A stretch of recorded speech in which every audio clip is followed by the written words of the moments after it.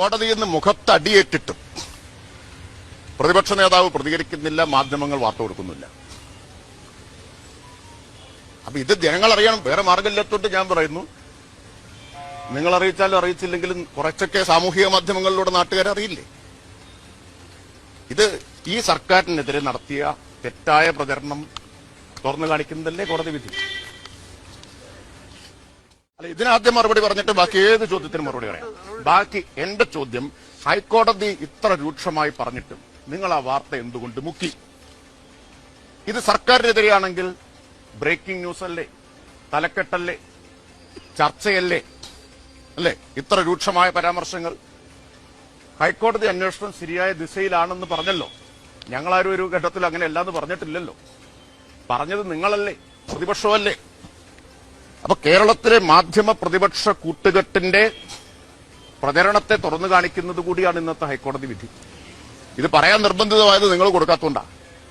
വാർത്ത നിങ്ങൾ കൊടുത്തിരുന്നെങ്കിൽ ഇതും കൊടുക്കുന്നൊന്നും എനിക്ക് പ്രതീക്ഷയില്ല കേട്ടോ. കൊടുക്കുന്നൊന്നും പ്രതീക്ഷയില്ല. ലൈവാണെങ്കിൽ ഒരുപക്ഷെ ഒരു തവണ കയറി പോയേക്കാം, പിന്നെ അത് വെളിച്ചം കാണില്ല എന്ന് പറയാം.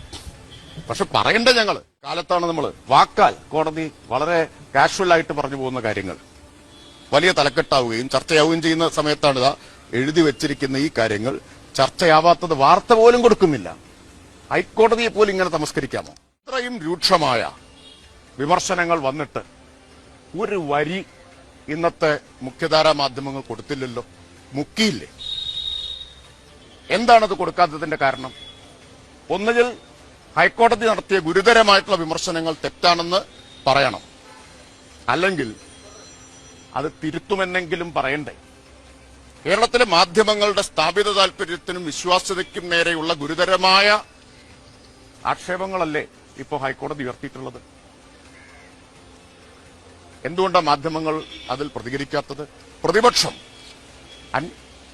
SIT ഉൾപ്പെടുത്തിയ 2 ഉദ്യോഗസ്ഥരെ കുറിച്ച് പ്രതിപക്ഷ നേതാവല്ലേ ആരോപണം ഉന്നയിച്ചത്? ആ പ്രതിപക്ഷ നേതാവിനുള്ള മറുപടി കോടതിയുടെ വിധിയിലുണ്ട്. കോടതി പറഞ്ഞിട്ടുള്ളത് അവർ കഴിവുള്ളവരാണ്, കാര്യക്ഷമതയുള്ളവരാണ്, വിശ്വാസ്യതയുള്ളവരാണ്, ട്രസ്റ്റ് വർത്തി ആണ് എന്ന് ഹൈക്കോടതി പറഞ്ഞിരിക്കുകയാണ്. ഇനി എന്ത് പറയാനുണ്ട്? ഇപ്പൊ ബാഹ്യശക്തികളും മുഖ്യധാരാ മാധ്യമങ്ങളും ചേർന്ന് അന്വേഷണത്തിൽ ഇടപെടാനും ദുർബലപ്പെടുത്താനും ശ്രമിക്കുന്നു എന്ന ഗുരുതരമായിട്ടുള്ള വിമർശനം ഹൈക്കോടതി ഉയർത്തിയിരിക്കുകയാണ്. അത് കേരളം ചർച്ച ചെയ്യേണ്ട ഒരു വിഷയമാണ്.